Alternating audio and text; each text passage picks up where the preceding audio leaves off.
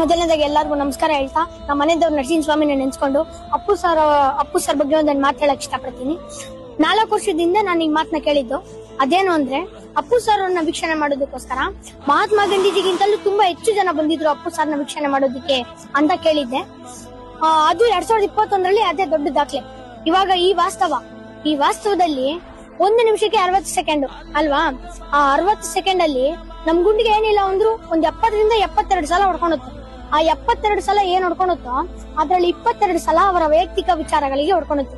ಇನ್ನು 50 ಸಲ ಏನ್ ಹೊಡ್ಕೊಂಡಿರುತ್ತೋ ಅದ್ ಯಾವಾಗ್ಲೂ ಪವರ್ ಸ್ಟಾರ್ ಅಂತಾನೆ ಹೊಡ್ಕೊಂತಾ ಇರುತ್ತೆ. ಈಗಲೂ ನಿಮ್ ಡೌಟ್ ಇದ್ರೆ ಚೆಕ್ ಮಾಡ್ಕೊಳ್ಳಿ. ನಿಮ್ ಗುಂಡಿಗೆಯಲ್ಲಿ ಈಗಲೂ ಅಪ್ಪು ಅಂತಾನೆ ಕೂಗ್ತಾ ಇರುತ್ತೆ. ಶ್ರೀಕೃಷ್ಣ ಪರಮಾತ್ಮ ವಿಷ್ಣುವಿನ ರೂಪದಲ್ಲಿ ಯಾವಾಗ್ಲೂ ಹಿಂಗೆ ನಿದ್ರೆ ಮಾಡ್ತಾ ಇರ್ತಾರೆ. ಅದನ್ನ ಯಾವ ನಿದ್ರೆ ಅಂತ ಹೇಳಿ? ಯೋಗ ನಿದ್ರೆ ಅಂತ ಕರೀತಾರೆ. ಅದೇ ಇವಾಗ ಈ ಪ್ರಪಂಚದಲ್ಲಿ ಮನುಷ್ಯರು ಯಾವ ನಿದ್ರೆ ಮಾಡ್ತಾ ಇದಾರೆ ಹೇಳಿ? ಅವ್ರು ಇವಾಗ ಭ್ರಾಂತಿ ನಿದ್ರೆ ಮಾಡ್ತಾ ಇದಾರೆ, ಅಂದ್ರೆ ಅರ್ಧಂಬರ್ಧ ನಿದ್ರೆ. ಅದೇ ಇವಾಗ ಅಪ್ಪು ಸರ್ ಅವ್ರು ಯಾವ ನಿದ್ರೆ ಮಾಡ್ತಾ ಇದಾರೆ ಅಂತ ಊಹೆ ಮಾಡಿದ್ರೆ, ಅವ್ರು ಇವಾಗ ಶಕ್ತಿ ನಿದ್ರೆ ಮಾಡ್ತಾ ಇದ್ದಾರೆ. ಆ ಶಕ್ತಿ ನಿದ್ರೆಯ ರೂಪದಲ್ಲಿ ಅಪ್ಪು ಸರ್ ಅವರು ಮೇಲ್ಗಡೆ ಬಂದು ಎಲ್ಲಾ ಅಭಿಮಾನಿಗಳಿಗೆ ಬ್ಲೆಸ್ಸಿಂಗ್ಸ್ ಅಂದ್ರೆ ಆಶೀರ್ವಾದ ಮಾಡ್ತಾ ಇದ್ದಾರೆ ಅಂತ ಹೇಳ್ಬೋದು. ಪವರ್ ಸ್ಟಾರ್ ಪುನೀತ್ ರಾಜ್ಕುಮಾರ್ಗೆ, ಕಲಿಯುಗದ ಒಡೆಯನಿಗೆ